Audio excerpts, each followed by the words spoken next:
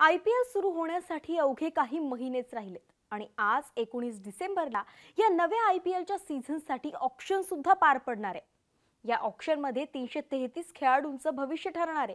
पहिल्यांदाच IPLचं ऑक्शन हे भारताबाहेर दुबईत होत आहे।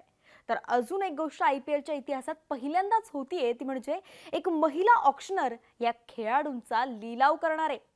हो, आतापर्यंत IPLचं ऑक्शन प्रसिद्ध ऑक्शनर ह्यूज ॲडमिट्स यांनी केलेलं आहे। मात्र यावेळी पहिल्यांदाच IPL लिलावात भारतीय महिलेचा आवाज दुमदुमणार आहे। त्यांचं नाव आहे मल्लिका सागर। कोण आहेत त्या जाणून घेऊया।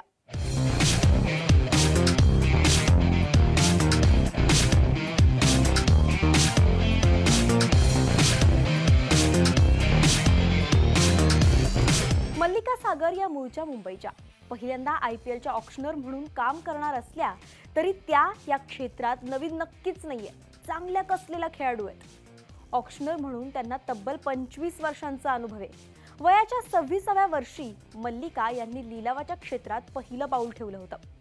क्रिस्टीज या ऑक्शन करणाऱ्या कंपनीत त्यांनी पहिल्यांदा काम केलं। याच कंपनीत त्यांनी लिलाव साकारणारी पहिली भारतीय महिला म्हणून नाव लौकिक मिळवलं आणि पुढे एकामागे एक त्यांनी असे अनेक रेकॉर्ड स्वतःच्या नावावर केले। इतर क्षेत्रांसह त्यांनी क्रीडा क्षेत्रात सुद्धा अनेक लिलाव केले। 2021च्या प्रो कबड्डीच्या ऑक्शनर त्या राहिल्या आहेत। त्याचबरोबर BCCIच्या वुमन्स प्रीमियर लीग 2023च्या ऑक्शनर म्हणूनही त्यांनी भूमिका बजावली आहे। यावेळी त्यांच्या लिलावाच्या वेगळ्या शैलीचं इतकं कौतुक करण्यात आलं होतं की त्यामुळे महिला IPLच्या दुसऱ्या सत्राचा लिलावही त्यांनीच केला, म्हणजे 2024च्या WPLचा। बरं, ऑक्शनर शिवाय centre for modern and contemporary Indian art मुंबईच्या त्यात सल्लागार सुद्धा आहेत। याशिवाय आर्ट इंडिया कन्सल्टन्स फर्ममध्येही त्या भागीदार आहेत। बोल्डनेस, ऑडियन्स एंगेजमेंट, क्रिकेटचं योग्य ज्ञान, आपल्या कामावर असलेला त्यांचा हातखंडा आणि आधीची भन्नाट कामगिरी असे अनेक गुण पाहता मल्लिका यांची यंदाच्या IPL ऑक्शनसाठी निवड करण्यात आल्याचं कळतंय। ही खूप मोठी जबाबदारी आहे जी मल्लिका यांच्यावर सोपवण्यात आली आहे।